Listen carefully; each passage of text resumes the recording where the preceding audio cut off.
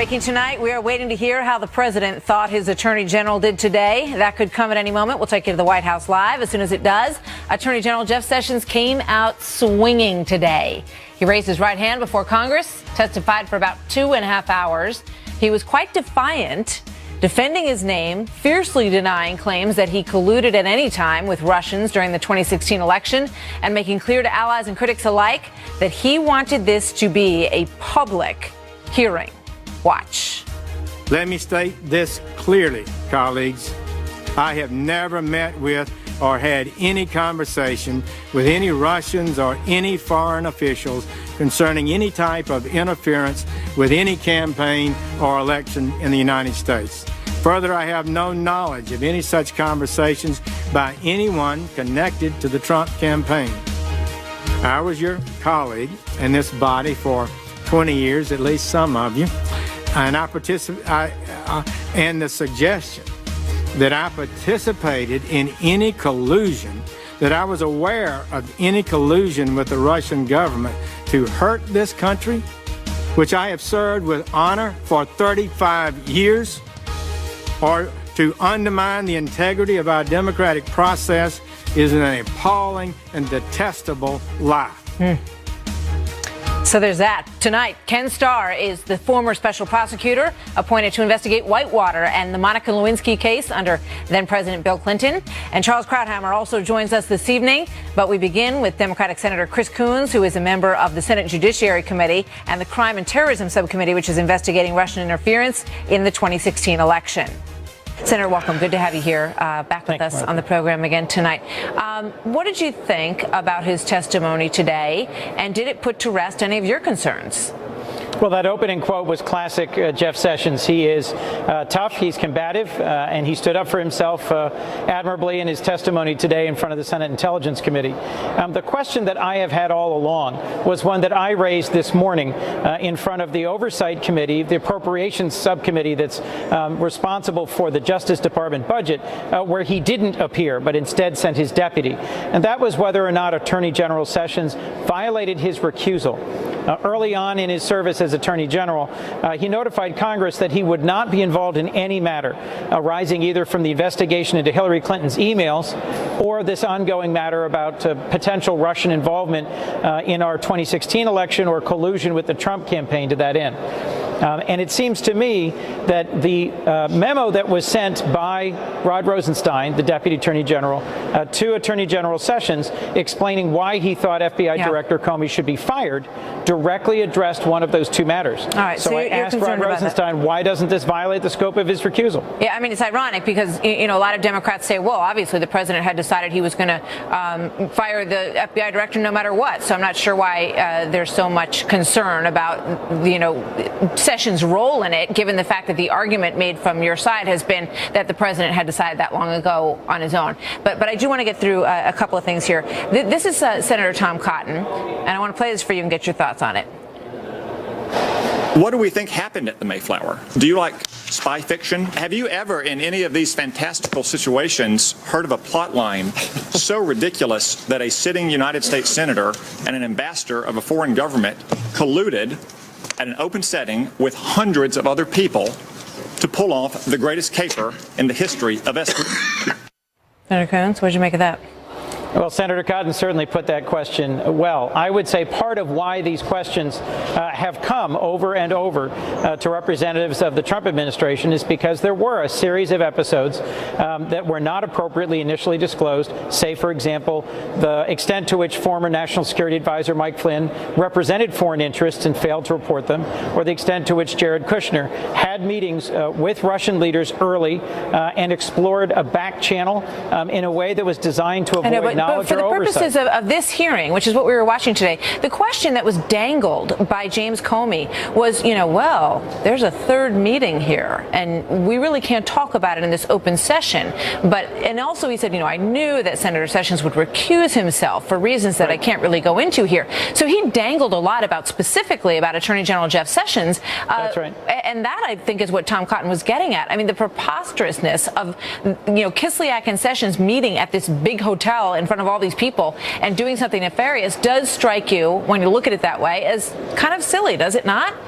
If that were the only contact that were a subject of concern between folks in the Trump campaign and Russians, then it would seem absurd. But the point I was just making is that it's not. There was a wide range of contacts that really haven't been fully accounted for. That's why we've got a special counsel, Bob Mueller, now looking into this. And I was encouraged that on a bipartisan basis, we heard calls from Republicans and Democrats today for Bob Mueller to have the resources and the independence he needs to carry that investigation forward.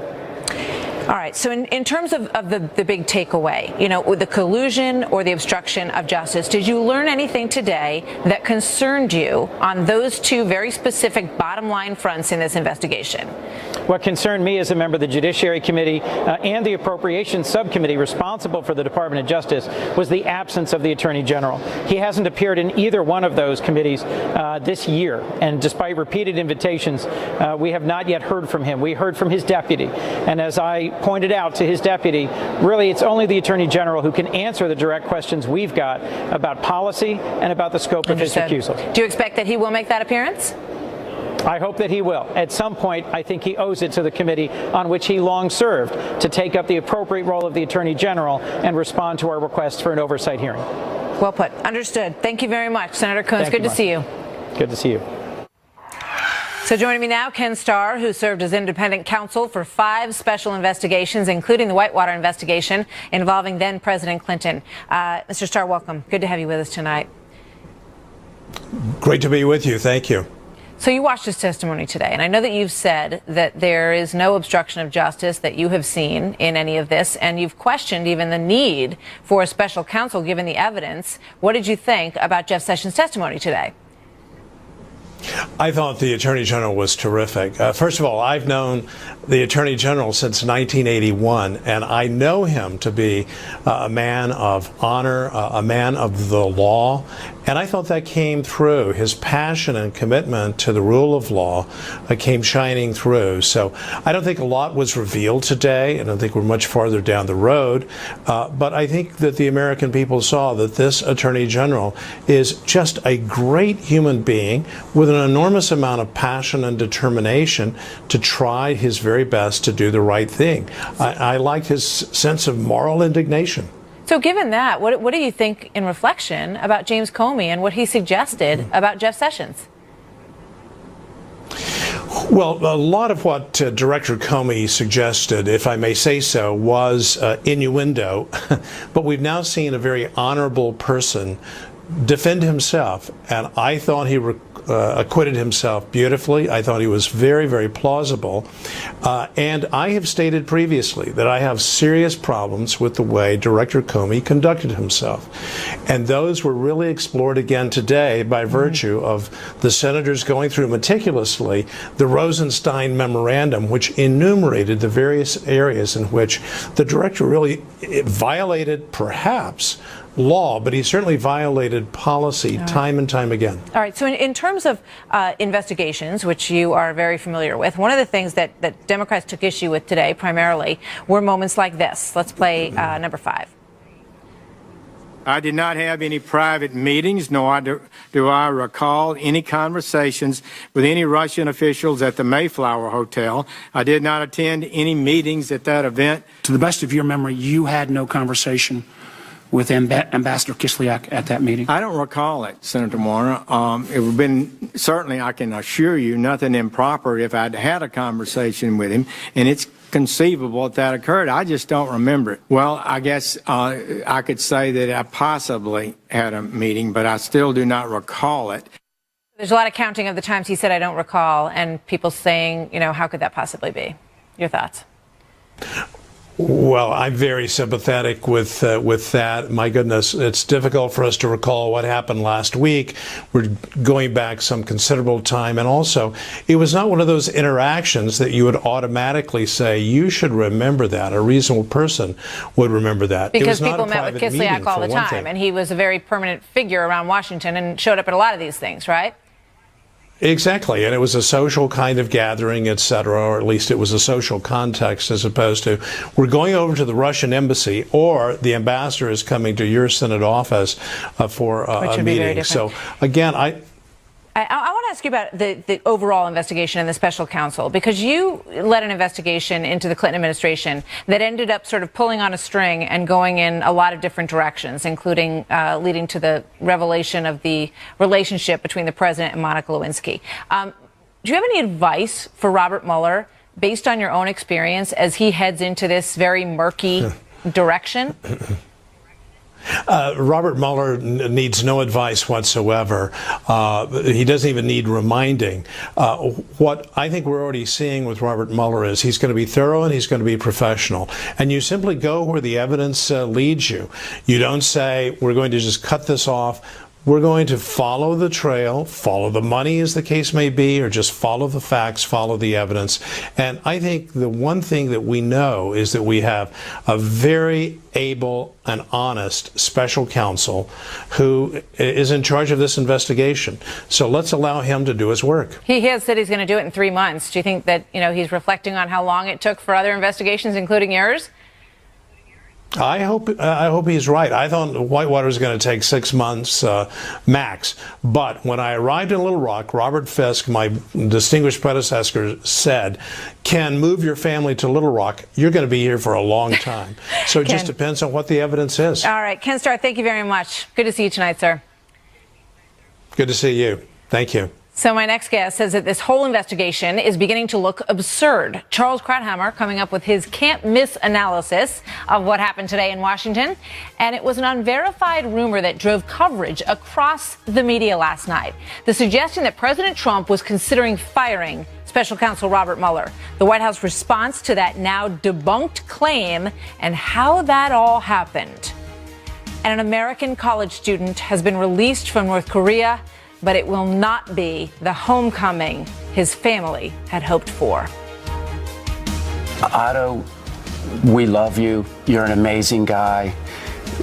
Hang in there, Tiger Boy. You're coming home.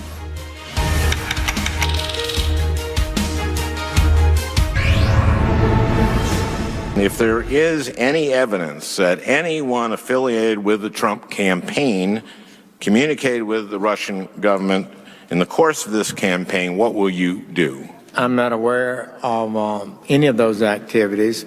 I have been called a surrogate at a time or two in that campaign, and I did not have communications with the Russians, and I'm unable to comment on it.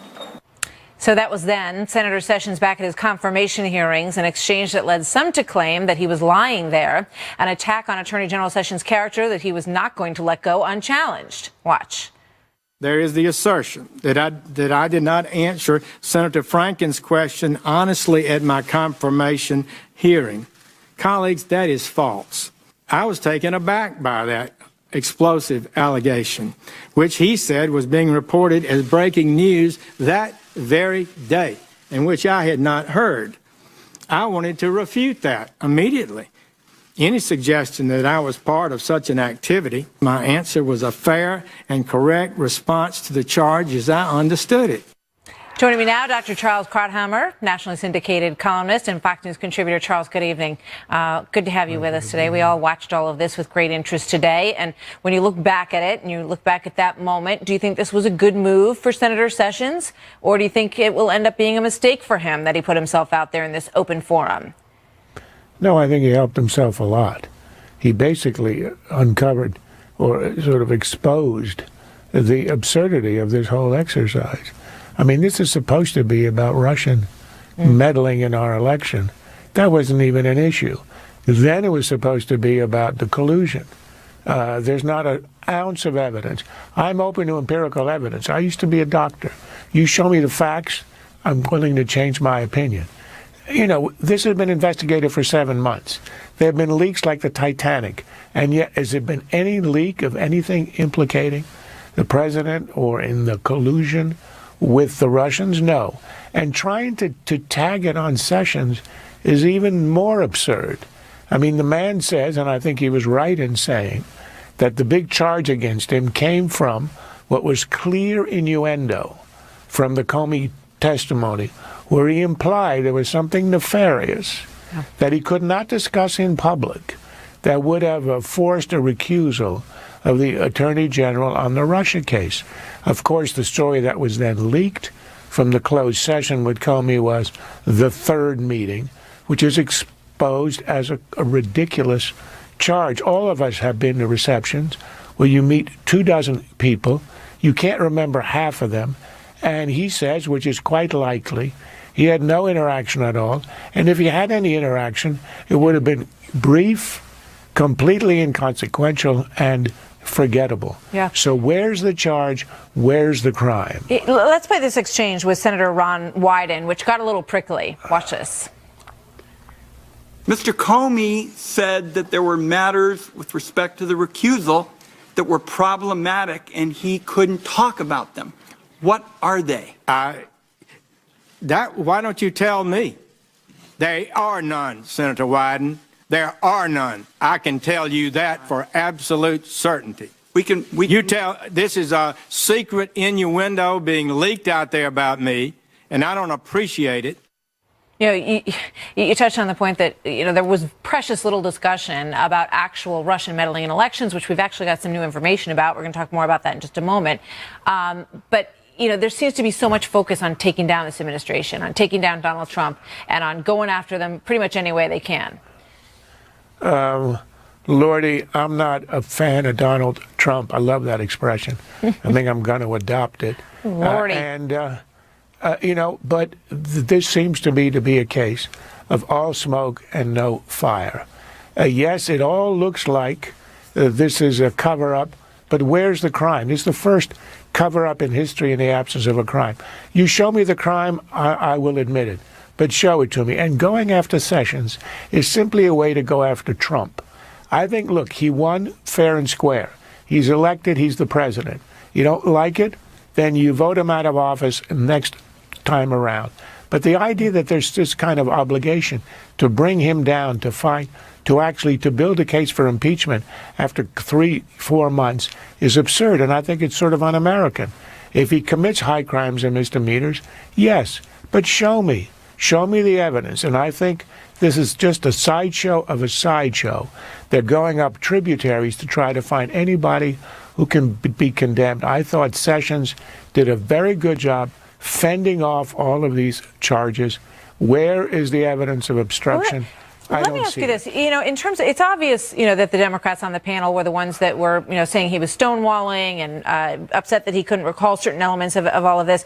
But in terms of the GOP, and not just at the hearing today, but overall, Charles, are they sort of standing back to see what happens here? Or are they giving him the support that, you know, perhaps, given what you're saying, that there's no there, at least at this point, that they should be giving him, in your opinion? Look, I think the lack of support, people standing back, is not a result of this investigation. It's all the missteps, it's all the tweets, it's all the clumsiness, it's all of the things that have accumulated in these 5 months, which make Republicans very wary of the president, worried about how he can conduct himself. This is a cloud hanging over him. I don't think that's the main cause. I think it is, they worry, is this the right guy to have in the White House?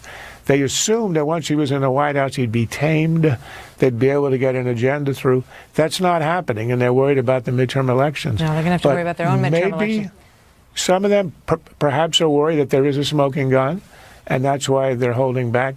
There are a lot of other reasons why Republicans would be holding back. Charles, thank you very much. Always good to see you. My pleasure. So coming up later tonight, it seems that Attorney General Sessions had some trouble at times getting a word in today. Watch this exchange. The policy is based... Did you ask that it would be shown to you? The policy is based on the principle that the president... Sir, I'm not asking about the principle. I'm asking when you would be asked these questions. We've seen this a few times lately, right? Is this the best way to get to the bottom of the Russia investigation? Karl Rove and Michelle Giwando here to debate next.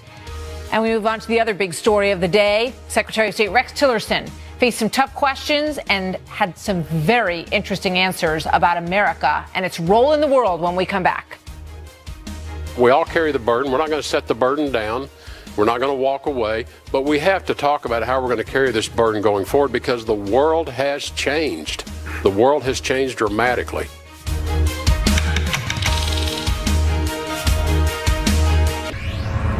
So brand new reports today that Russian intrusion into our electoral system was actually a lot worse than previously known. Bloomberg reporting that at least 39 states' election systems were hit on by hackers. But do the Democrats care about investigating this part of the Russia meddling investigation? We'll let you be the judge from one exchange earlier today between Attorney General Jeff Sessions and Democratic Senator Kamala Harris. So did you not consult it before you came before this committee, knowing we would ask you questions about it? Well, we talked about it. The policy is Did you ask that it would be shown to you? The policy is based on the principle that the president... Sir, I'm not asking about the principle. I'm asking when you would be asked these questions and you would rely on that policy. Did you not ask your staff to show you the policy that would be the basis for you refusing to answer the majority of questions that have been asked? Should be allowed to answer the question. She got scolded. That was how that went. Karl Rove is former Deputy Chief of Staff to President George W. Bush and a Fox News political contributor. Michelle Juando is the Legal Progress Vice President at the Center for American Progress. Welcome to both of you. Good to have you here today. You know, when you get to the root of this, it's so easy in this kind of story to sort of get pulled off in all of these different directions. But the question is, did anyone in the Trump campaign coordinate with the Russians to have an impact on our election? And what we have learned, and James Comey backed this up the other day as well, he said there's no evidence to show that that actually happened. But what has happened, according to these reports, are that the Russians have been going after the software and the electoral polling systems in as many as 39 states out there. And yet we heard almost nothing from any of these people about concerns about that today. Michelle? So I think there's a few things. So one, the reason why the testimony from AG Sessions was so important is because he sits at the nexus of two issues. Is there obstruction of justice from this president?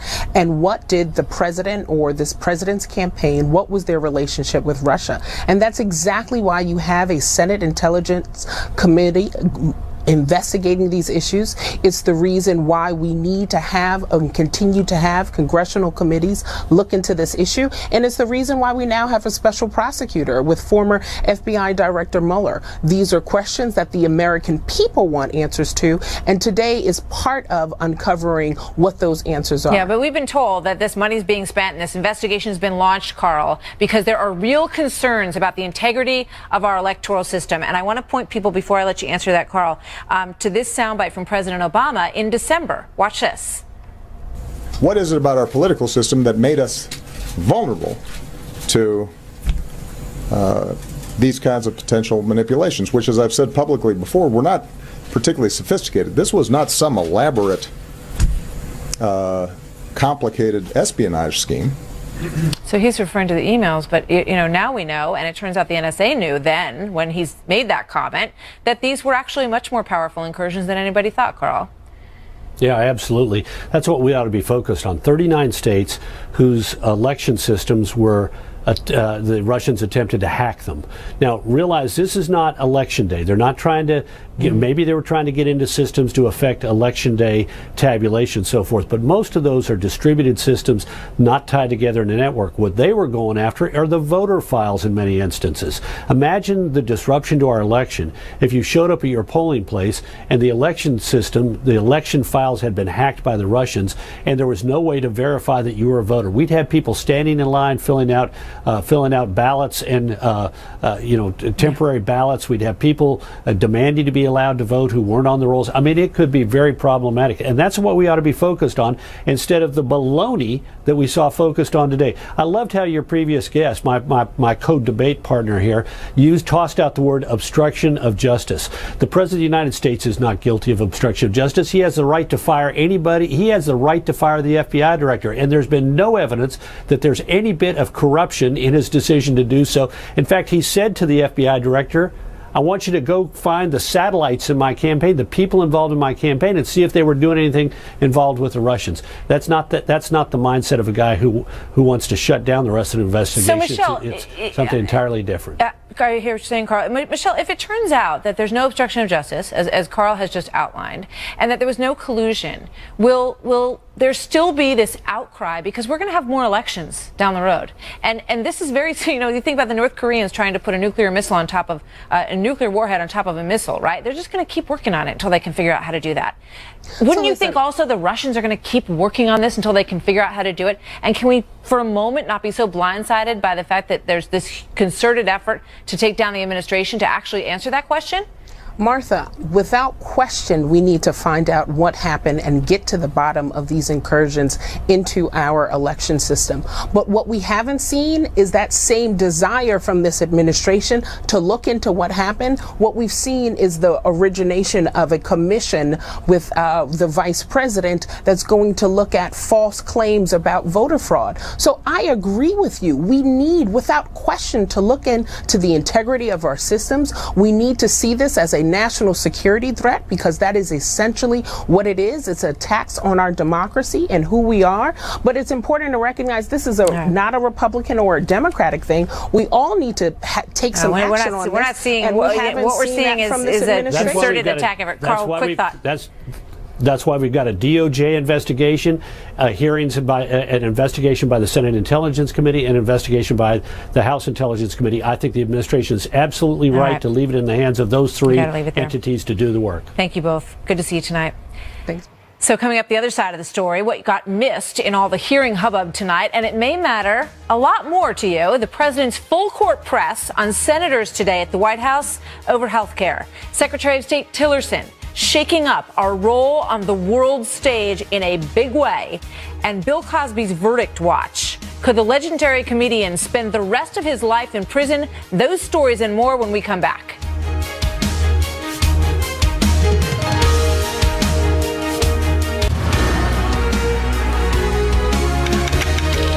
So we brought you the big story tonight, of course, but here are some others that were under the radar that may be of equal importance in the end. President Trump sat down with Republican senators today who are working on an alternative to Obamacare, and he predicted that they have come up with a bill that it may actually happen before the 4th of July. But he said, don't let it be mean, like the House bill, according to these reports. Let it be more kind and generous with more heart. So we'll see what that is.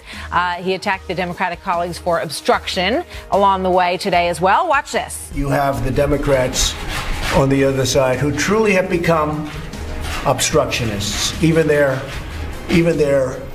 new motto, resist. And I guess it's a pretty accurate motto. So meanwhile, also today, President's Secretary of State Tillerson, Secretary of State to all of us, appeared on Capitol Hill today. It was very interesting. He hit on a lot of big topics. He revealed some major Middle East news. Because of pressure from the Trump administration, the Palestinian Authority is now ceasing payments to the families of terrorists, or that at least is their intention. Watch this.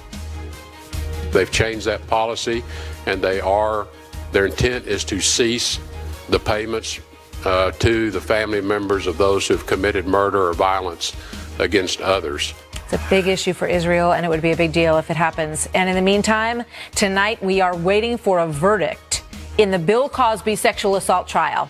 Today was the second day of deliberations. The jurors will decide if the embattled comedian drugged and sexually assaulted Andrea Constand at his home in January of 2004. Cosby has pleaded not guilty to 3 charges of aggravated indecent assault, a second-degree felony. If found guilty, he faces up to 30 years in prison. In addition to this case, dozens of women have accused him of similar misconduct. We are on verdict watch. We will bring that to you as soon as we get word that it's in.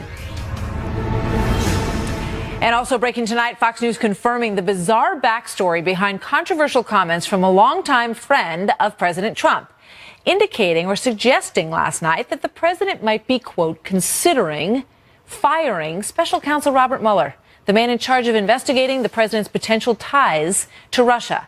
The White House immediately pushed back on these comments.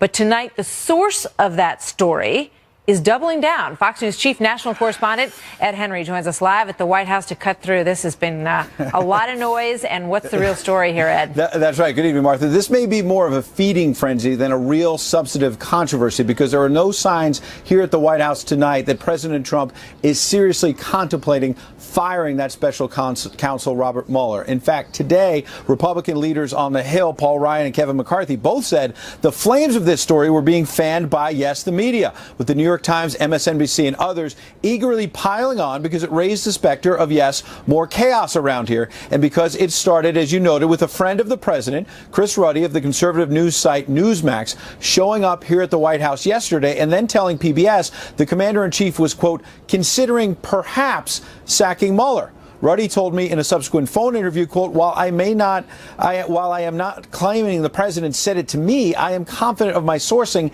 He is definitely considering it as an option. We should note that Sean Spicer, the White House press secretary, did not directly deny that firing Mueller was an option when he said, quote, Mr. Ruddy never spoke to the president regarding this issue. With respect to this subject, only the president or his attorneys are authorized to comment. Well, people close to that very legal team told our own John Roberts they believe Ruddy got this information from watching another Trump lawyer on television over the weekend talk hypothetically about a Mueller firing. Well, Ruddy went on MSNBC today to say Spicer wanted him to tweet out a clarification that never came. I think if you're putting out press releases at 11 o'clock at night saying that Chris Ruddy did not speak with the president on this matter when I never claimed I did, it seems a little ridiculous, doesn't it? Look, I think the president himself gave his own communications department a C+. Now, for the record, Ruddy himself says he does not think Mueller will be fired, and the Deputy Attorney General Rod Rosenstein testified today that a decision on firing Mueller is actually his to make, not the president's, and he sees no reason to do that. He wants Mueller to have independence. So the bottom line tonight is that this, it seems, is much ado about not very much. Martha? Wow. That's the world we live in. Ed, thank you very much. Joining us now, George Washington University Law School professor Jonathan Turley. Jonathan, welcome back to the show. Good to see you tonight on the story. I want to put up Adam Schiff's tweet. The Democrat from this committee said, if the president fired Bob Mueller, he writes, Congress would immediately reestablish independent counsel and appoint Bob Mueller. Don't waste our time. Can they do that? No. The Congress would have to pass a new Independent Counsel Act. If that act was written the way the original was, the decision would belong to a 3-judge panel on the D.C. Circuit. Congress wouldn't be appointing the independent counsel. That, of course, would take some time. So in terms of concerns about the team that Mueller's putting together, I know you wrote about this yesterday. We talked about it a little bit on the show last night. Are there legitimate concerns about this team, in your opinion? Well, I think these are issues that are legitimate to raise. If you do have prosecutors that have connections with one political party, the opposing political party, those are legitimate to raise. But I don't see really a basis to challenge Mueller or his team because they've given money. He didn't, but these other people did, to the Democrats or their associations with the Clintons. I'm surprised, quite frankly, that he didn't try to pick a team that didn't have those connections. This is you're investigating potentially the President of the United States. It seems to me that it's worth really sanitizing the team and having no such connections. But at the end of the day, I don't think this is going to matter a great deal. So there was a lot of back and forth, just back to the Sessions hearing today, because I want to get your thoughts on this, in terms of his exerting executive privilege in a way. He said, I don't want to basically breach my confidentiality with the president. And since he hasn't weighed in on whether or not he's going to invoke an executive privilege on these issues, I feel I should not speak about them here. Appropriate, legal? What's your take? Well, actually, both sides were right to some extent. The Democrats were right procedurally. There should have been a letter from the White House counsel saying, we are going to invoke executive privilege. Here's the scope of those questions, and we'll try to accommodate you to the extent we can't get you the information directly. But I think General Sessions was right constitutionally. What he was claiming executive privilege over was, in fact, well within the scope of past administrations. So it sounded a lot like a giant Claude Rains conference. As everyone's saying, we're shocked that you would do this. This happens a great deal. Often in hearings, a question will come where a high-ranking official will say, I don't feel comfortable with answering that. I mean, they were right. He should have anticipated these questions. There should have been that letter. But on the Constitution, I think it was Sessions that was right. Interesting. Yeah, we heard it from Jake Lew in the Obama administration, and we've heard it from lots of people with regard to their relationships with the president in these kind of forums. Jonathan Turley, thank you, sir. Always good to see you. Joining me now, Fox News politics editor Chris Stirewalt. Chris, good evening to you. Hello there. So, this whole hubbub about Bob Mueller and that the White House was considering firing him. I mean, this is a very, that's bad. That looks very bad for them. It can't make Bob Mueller very happy when he looks at that and sees, that up on the TV screens last night all across America. It took some serious backpedaling on this one. Well, and I don't know if they've pedaled all the way back. The reality here is this is sort of like a sports team. What you say in the press about how great your team is and how you're going to win all the games and how you're the best, the danger is that sooner or later your players start to believe this bunkum. And they don't train hard enough and they aren't diligent enough. And the danger with President Trump is that his surrogates are out trying to smear Mueller, which is what you do in Washington, because it's the swamp. And you go out and you say he's a jerk and he's a bum and he's terrible and whatever, because you're trying to mitigate his findings. Whatever he comes up with, if he says something bad, you want at least your base to not believe it and believe you. Yeah, but it's like alienating the umpire, to build on your sports analogy. Why would you want to do that at this stage of the game? Well, I think Mueller's been through enough stuff in Washington and politics over the last 40 years that he can probably handle himself. The danger is that Trump starts to believe the stuff that his surrogates and supporters are saying about Mueller, and maybe that he could fire him, and that Trump might do that. He might actually believe the stuff that they're spinning and then take that action, which would, of course, be, functionally speaking, the end of his administration. You're shooting yourself in the foot. I mean, we saw how well it went when he fired Comey. It starts a news cycle, and then he complains that people aren't paying attention to the other things that he's doing. It makes it a pretty tough argument. Right, because not only he wouldn't really be able to fire Mueller, he'd have to fire the deputy attorney general until he found an acting deputy attorney general who would act to fire Mueller. It becomes a total catastrophe. Everybody walks away. You have mass resignations. You have everybody in the Senate turn their back on him, and it's a disaster. But if he believes the spin that his spin doctors are putting out, he might not understand that. What a tangled web we weave. Chris Starwell, thank you so much. See you soon. You bet.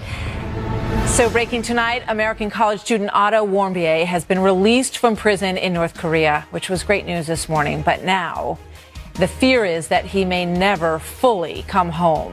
A live report as we wait for his arrival tonight in our country at any hour. And 19-year-old Timothy Piazza died in a hazing incident at Penn State. And his family says his fraternity brothers treated their court date today like another fraternity party. The family's powerful words about what happened in the courtroom straight ahead.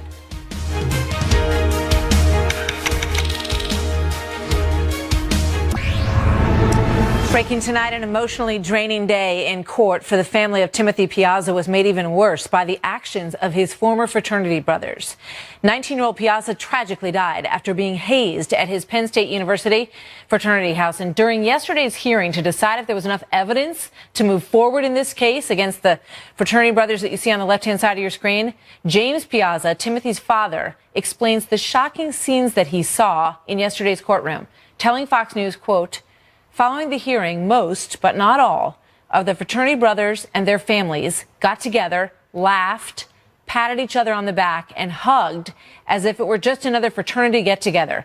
We are highly offended by the insensitivity displayed given the severity of the crimes committed and ultimate outcome." The judge ordered a continuance after a nearly 10-hour hearing. We will stay on top of that story and bring you the latest. Also breaking tonight, American college student Otto Warmbier is now on his way home after being detained in North Korea since January of 2016. But his parents have now revealed the disturbing news that Otto has been in a coma for the past 15 months. For more, we go to Trace Gallagher in our West Coast newsroom. Trace. Martha, we're told the flight carrying Otto Warmbier is scheduled to arrive in Cincinnati at 10 p.m. Eastern time, little over 2 hours from now, and that he's being taken directly to the University of Cincinnati Medical Center because at this point his condition appears to be very poor. Fox News has confirmed, as you said, Warmbier has been in a coma since last March of 2016, when he was sentenced to 15 years hard labor. North Korea claims the University of Virginia college student stole a political banner from his hotel at the behest of the CIA. CIA. And then, while he was in prison, the North claims Warmbier contracted botulism, took a sleeping pill, and slipped into a coma. The U.S. has not accepted that explanation, nor have Warmbier's parents, who say their son was terrorized and brutalized by a pariah regime. It wasn't until last month that members of the Swedish consulate were finally allowed to visit Warmbier, and 3 other Americans also being held. And when the State Department learned about Otto Warmbier's condition, President Trump and Secretary of State Rex Tillerson began some rare diplomatic negotiations, which resulted a few days ago with Tillerson organizing an airplane and medical team to go to Pyongyang and evacuate Warmbier. And the Secretary of State says the effort is not over. Listen. We continue our discussions with the North Korean regime regarding the release of the 3 other American citizens that have been detained. There is no indication U.S.-North Korea relations are improving. In fact, just the opposite, with the North firing some 16 missiles so far this year. And we should note, finally, former NBA star Dennis Rodman is back in North Korea right now, but we're told his visit had nothing to do with Warmbier's release. There's that. Martha. Trace, thank you very much. We'll be right back with the opening of Julius Caesar, Trump style, and the quote of the night. So Julius Caesar opened in New York last night. It's been very controversial since their Caesar is depicted as President Donald Trump. Here's the final stabbing scene, which apparently got a standing ovation. Like Caesar, we live in divisive times, so here is the quote of the night.